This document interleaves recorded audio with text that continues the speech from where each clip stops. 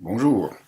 Et c'était donc une autre journée devant la Régie des marchés agricoles pour l'Union paysanne et sa demande de hausser le hors-quota à 2000 poulets, 300 pondeuses et 300 dindons.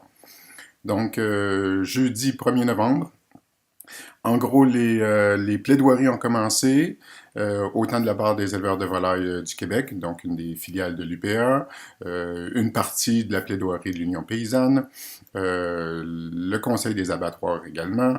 Bref, en gros, ce qu'on reproche à l'Union paysanne de la part des éleveurs de volailles du Québec, c'est, euh, bon, entre autres, ils affirment qu'en tant que témoin, je n'ai aucune expérience dans le poulet, alors que j'en ai fait pendant 40 ans. Bon, passons sur ce genre de détails personnels.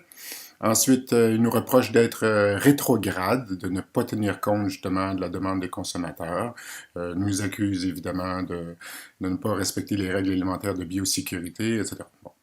Évidemment, notre plaidoirie va dans un sens complètement différent.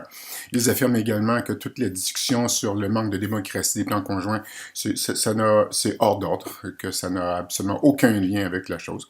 Alors qu'au contraire, de donner les seuls droits de vote à un petit groupe de personnes et de laisser dans l'obscurité démocratique complète des dizaines de milliers de personnes, ou voir l'ensemble de toute la population du Québec, ça nous semble être un point tout à fait pertinent dans la discussion sur l'attribution des quotas ou du hors-quota. Bon. Évidemment, en matière de plaidoirie pour l'Union paysanne. De un, on maintient la donne si on veut respecter la demande des consommateurs. Il y a une demande sur le marché présentement. Il y a des gens qui veulent avoir du poulet direct. Ce n'est pas vrai que les éleveurs de volailles, ce que les éleveurs racontent, qu'on va déstabiliser le marché. Ils nous reprochent de ne pas avoir d'expertise là-dessus, alors que d'autres provinces canadiennes qui le font déjà depuis des décennies, et tout fonctionne bien sans impact sur la gestion de l'offre. Donc voilà. Fait que évidemment, on s'entendra pas vraiment sur la partie des plaidoiries. Ce qui continue vendredi 2 novembre, c'est la dernière journée des audiences qui s'en vient. Et ensuite, la régie, techniquement, a jusqu'à 3 mois avant de rendre sa décision. Bon. Ensuite de ça, notre boule de cristal ne peut pas nous dire si on aura un jugement dans 1 mois, dans 2 mois ou dans 3 mois. Donc, à suivre pour cette partie-là. Et nous continuons à publier sur notre page Facebook et sur notre site l'Union paysanne nos positions sur la question. Nous rappelons que les soutiens continuent.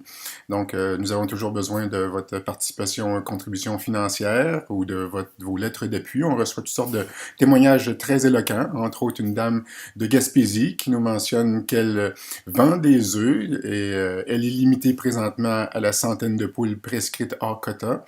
Elle a fait la démonstration qu'elle est capable d'écouler facilement 40 douzaines de plus par semaine dans le marché là où elle habite. Et elle a fait une demande à la fédération pour avoir la permission d'eux.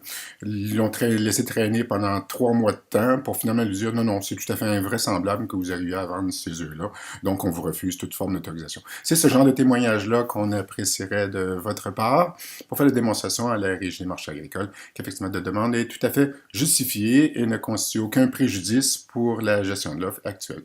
Bonne journée!